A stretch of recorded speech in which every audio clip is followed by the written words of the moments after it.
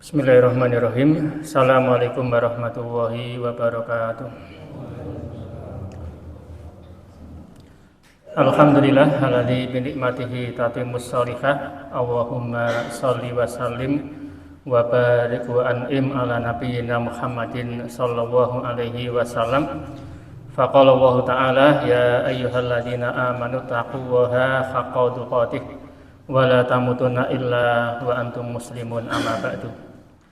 Jamaah salat Isya rahimakumullah, malam hari ini kita masih melanjutkan beberapa penjelasan fikih seputar salat berjamaah. Yang pertama, bagaimana kalau terjadi kasus imam salat zuhur atau asar misalnya, tetapi baru dapat 2 rakaat sudah salam, sehingga diingatkan makmum mungkin tidak paham, atau mungkin makmum tidak mengingatkan sama sekali karena ragu-ragu juga, sehingga 2 rakaat sudah salam. Maka untuk peristiwa seperti ini sudah ada contohnya dari Rasulullah Shallallahu Alaihi Wasallam dalam sebuah hadis riwayat dari Imam Bukhari dan Imam Muslim. Dalam Sahih Bukhari nomor hadis 1227, dalam Sahih Muslim nomor hadis 573. Sholalana Rasulullah Sallallahu Alaihi Wasallam sholat al-asr. Abu Hurairah mengisahkan, dulu pernah kami sholat asar bersama dengan Rasulullah. Fasallama min roknataini. Ternyata baru dapat 2 rakaat. Rasulullah itu salam, ya, dan sahabat tidak ada yang berani mengingatkan. Ya. Faqoma Zulyadaini. Maka setelah sholat selesai, ada satu sahabat namanya Zulyadaini berkata kepada Rasulullah, aku sirotis sholatu amnasita ya Rasulullah. Tadi jenengan memang berniat mengqashar sholat sehingga jadi 2 rakaat, atau mungkin jenengan lupa. Maka kemudian Rasul mengatakan kepada para sahabat, fa'aqbala Rasulullah sallallahu alaihi wasallam ala nasib faqala asodaka Zulyadain. Rasul kemudian bertanya kepada sahabat yang lain, apakah benar perkataan Zulyadain tadi bahwa saya baru dapat 2 rakaat. Jadi ternyata lupa dalam sholat ini sifatnya manusiawi, ya. Sampai Rasul juga pernah lupa. Faqalu na'am. Maka para sahabat mengatakan, betul ya Rasul, tadi kita sholat baru 2 rakaat. Fa'atamma Rasulullah sallallahu alaihi wasallam ma baqiya minas sholati. Maka kemudian Rasul memimpin sholat lagi, kemudian mencukupkan dengan sisa rakaatnya saja, sehingga dilanjutkan sholat tetapi tidak dari awal, tetapi mengerjakan 2 rakaat. Jadi yang pertama 2 rakaat, kemudian selesai bincang-bincang ringan tadi, sholat lagi 2 rakaat. Summa sajadataini wa huwa jalisun ba'da taslim. Kemudian Rasulullah setelah salam beliau melakukan sujud sahwi. Kenapa melakukan sujud sahwi? Karena dalam kasus ini ada tambahan gerakan, yaitu tambahan salam, sehingga salamnya dikerjakan 2 kali, pertama dan sholat yang kedua. Dari hadis ini bisa kita simpulkan bahwa kalau jamaah ternyata sudah selesai sholat dan jumlah rakaatnya kurang, sepanjang imam dan makmum masih di dalam masjid, masih di tempat sholat belum berpencar, maka dibolehkan meneruskan sisa kekurangannya saja. Adapun perbincangan ringan tadi dimaafkan karena itu dilakukan di luar sholat. Termasuk kasus yang lain, misalnya ada imam sholat Isya, jumlah rakaatnya sudah komplit, tetapi ternyata di rakaat yang kedua tadi tidak membaca Al-Fatihah dan makmum tidak mengingatkan misalnya, maka begitu salam selesai makmum bisa mengingatkan imam bahwa tadi di rakaat yang kedua imam tidak membaca Al-Fatihah. Jelas rakaat kedua batal, karena yang namanya Al-Fatihah adalah rukun. Maka selesai itu, karena yang batal hanya di rakaat yang kedua, maka boleh digenapkan sholat lagi cukup 1 rakaat untuk menggantikan rakaat yang kedua. Dengan catatan memang yang terlewat adalah rukun-rukun di tengah sholat. Maksudnya, kalau ternyata yang lupa adalah takbiratul ihram, selesai sholat isya, makmum mengingatkan bahwa tadi belum takbiratul ihram, maka sholat harus diulang dari awal lagi. Ya, karena walaupun takbiratul ihram itu dikerjakan di rakaat pertama, tetapi sholat tanpa takbiratul ihram itu dianggap belum melakukan sholat sama sekali. Karena takbiratul ihram adalah takbir pembuka untuk memulai mengerjakan sholat. Ini yang pertama, berkaitan dengan masalah jumlah rakaat yang kurang. Yang penting nanti di akhir melakukan sujud sahwi. Seperti minggu kemarin kita jelaskan, sujud sahwi boleh dikerjakan sebelum salam atau setelah salam, dan cara sujud sahwi adalah sujudnya 2 kali diakhiri dengan salam. Jadi kalau milih sujud sahwi sebelum salam, sujud dulu, duduk, sujud lagi, duduk lagi, salam, sholat selesai. Bacaan sujudnya seperti doa bacaan sujud di sholat-sholat biasa.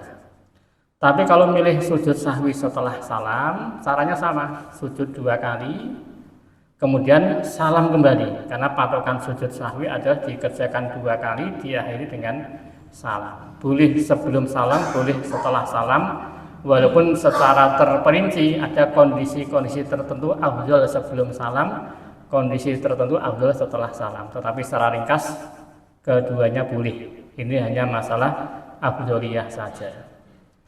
Kemudian pembahasan yang kedua, jamaah rahimakumullah, yaitu seputar makmum yang masbuk ketika masuk masjid ternyata terlambat. Pertama, kalau kita jadi makmum masbuk dan sholat jamaah belum selesai, maka kita langsung mengikuti jamaah. Walaupun mungkin imam sudah tasahud akhir, sebentar lagi salam, maka walaupun masbuk berlima bareng-bareng terlambat, maka 5 orang harus bersama-sama takbiratul ihram segera mengikuti gerakan imam, dan insya Allah dia sudah mendapat pahala berjamaah.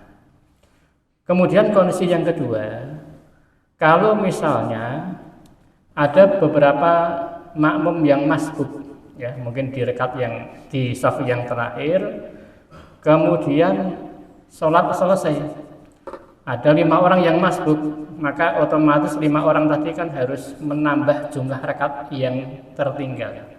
Maka dalam posisi seperti itu, yang afdol adalah 5 orang ini sholat dengan sendiri-sendiri sampai selesai, tidak mengangkat salah satu makmum masbuk menjadi imam. Karena 5 orang ini walaupun masbuk, dia sudah mendapat pahala sholat berjamaah, maka tidak perlu mengangkat 1 orang kembali untuk meneruskan ketertinggalan rakaatnya. Justru kalau kita angkat salah satu dari imam menjadi makruh. Ya.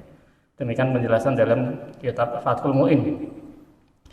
Kemudian yang ketiga, kalau misalnya ya, ada 5 orang masbuk bersama-sama, kemudian ternyata sholat berjamaah sudah selesai, mau mengikuti gerakan imam sudah tidak bisa karena imam sudah salam, maka walaupun jamaah yang pertama tadi ada makmum masbuk, maka 5 orang ini sebaiknya tidak mengangkat makmum masbuk jadi imam.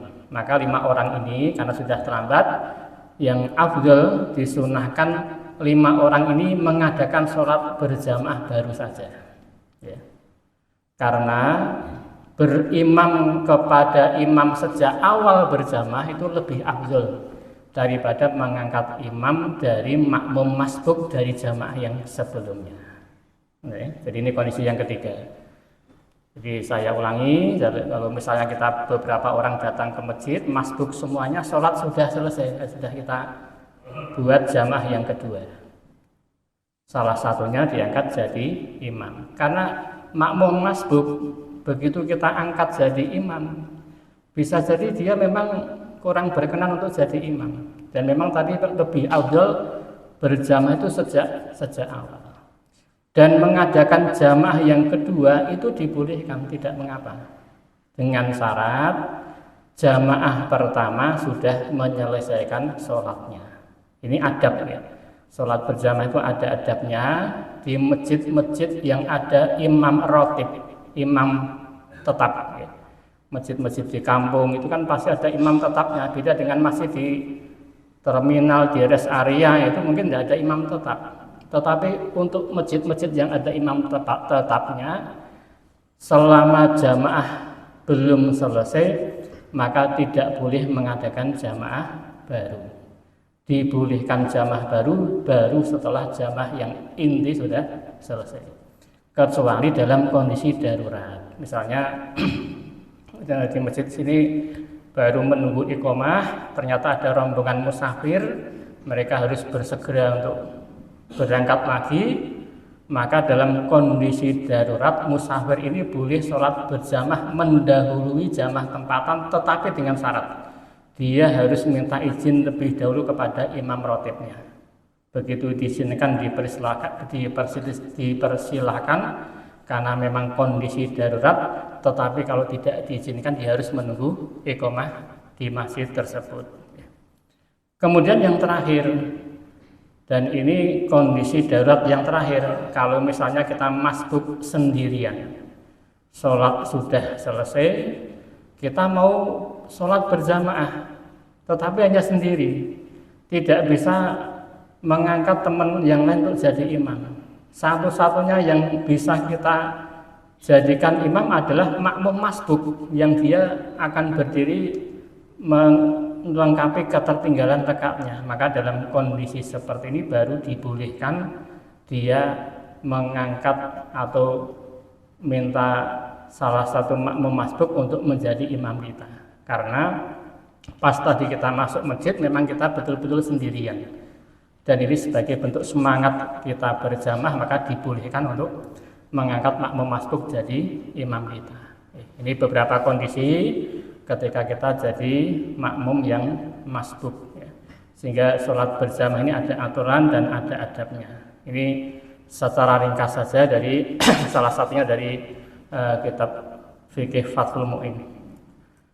Kemudian yang ketiga yaitu kalau ada orang sholat berjamaah, bolehkah dia di tengah-tengah sholat memisahkan diri? Atau dalam bahasa fikihnya mufarokoh ya. Di tengah sholat ada kondisi-kondisi tertentu, kemudian dia memisahkan diri dari jamaah dan dia melanjutkan sholat, tetap melanjutkan sholat, tetapi dikerjakan dengan sendiri, memisahkan diri di tengah sholat. Maka hukumnya dilihat dulu apakah ada uzur yang membolehkan atau tidak. Kalau mufarokoh atau memisahkan diri dari jamaah itu ada uzur yang membolehkan, maka hukumnya boleh. Bahkan kadangkala bisa wajib. Misalnya ada makmum berimam kepada seorang imam, tetapi ternyata imamnya sholatnya sangat cepat sekali sehingga tidak tumakninah, gerakannya cepat sekali. Padahal tumakninah itu kan rukun sholat. Sholat tanpa tumakninah, sholatnya tidak sah. Maka dalam kondisi seperti ini makmum justru wajib untuk mufarokoh. Atau misalnya imam melakukan pembatal sholat, tetapi dia tidak mau membatalkan sholatnya, tetap diteruskan, otomatis juga tidak boleh diikuti. Atau dalam kondisi yang lain, dalam mufarokoh ketika ada uzur, maka hukumnya boleh. Misalnya makmum dalam kondisi sakit, di tengah sholat sakit, atau mungkin sakit perut, ya, pengen segera ke belakang. Kalau mengikuti imam terlalu lama, maka dia bisa mufarokoh saat itu juga, kemudian dia mempercepat sholatnya, ya, tetapi masih tumakninah, maka ini dibolehkan. Atau mungkin di tengah-tengah sholat terasa ngantuk sekali, sehingga kalau mengikuti imam bisa dikhawatirkan malah tertidur, maka dia bisa mufarokoh meneruskan sholat sendirian. Atau misalnya imam bacaannya terlalu panjang, sementara kondisi fisiknya tidak memungkinkan, maka ini pun juga boleh mufarokoh. Atau misalnya di tengah-tengah sholat dia khawatir barangnya hilang, ya. Sudah tahiyat akhir, mungkin sepeda motor kita parkir di luar, ada orang mencurigakan, tampaknya pengen mengambil sepeda motor kita, maka tahiyat akhir kita mufarokoh, segera kita selesaikan untuk mengamankan barang yang khawatir bisa jadi akan hilang. Jadi ini kondisi pertama, mufarokoh kalau ada uzur yang membolehkan, maka hukumnya kadang malah wajib atau mubah atau dibolehkan. Kondisi kedua, mufarokoh tanpa uzur yang syar'i, maka ini hukumnya tidak boleh, bahkan bisa jadi haram. Ya. Contoh mufarokoh yang haram itu adalah mufarokoh ketika sholat Jumat.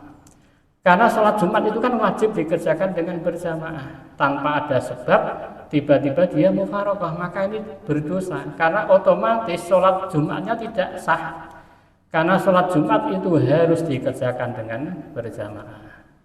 Contoh yang lain adalah mufarokoh tanpa uzur, tetapi sebatas makruh, yaitu mufarokoh tanpa alasan tertentu, tanpa ada alasan yang jelas. Langsung saja dia mufarokoh. Ini makruh. Kenapa tidak sampai haram? Karena para ulama mengatakan kalaupun toh dia mufarokoh dari jamaah, sholatnya tetap sah, walaupun tentunya dia kehilangan fadilah sholat berjamaah. Demikian beberapa penjelasan fikih, beberapa kasus-kasus tertentu seputar kita sholat berjamaah, sehingga nanti kalau kita mendapati peristiwa atau kejadian seperti tadi, kita bisa mengambil sikap sesuai dengan sunnah Rasulullah Shallallahu Alaihi Wasallam. Saya kira demikian, mudah-mudahan ada manfaatnya. Alhamdulillahirabbil alamin. Assalamualaikum warahmatullahi wabarakatuh.